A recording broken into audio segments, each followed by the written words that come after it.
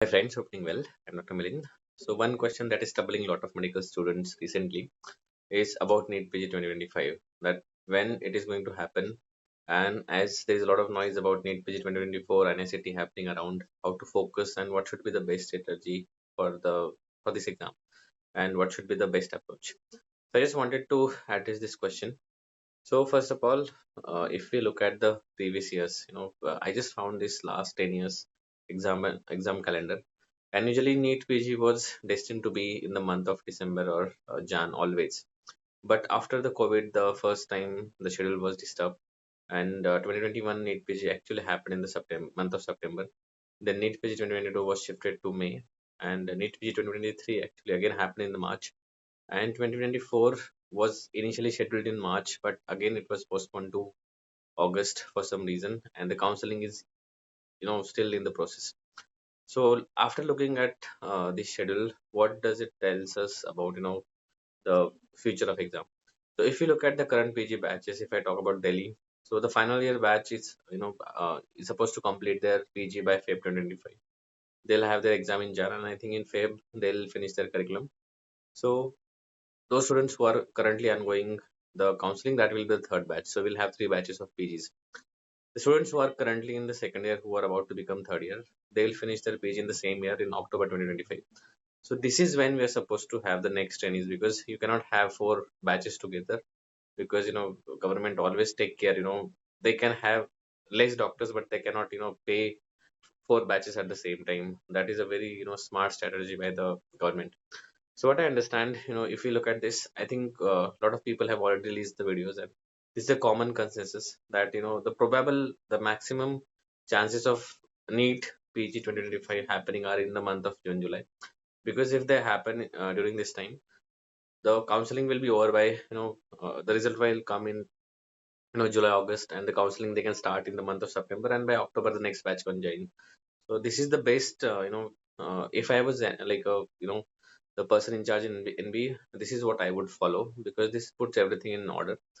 And still there are some, I just got some information, like some people talking about possible, having in March, because to set up the calendar in a same, the same place, and to bring back it to the Jan. But I don't think, I don't see that happening, or I don't see that, I don't see a high chance of happening it in March, but I would definitely say that June, July is the time, and you should actually target this session only.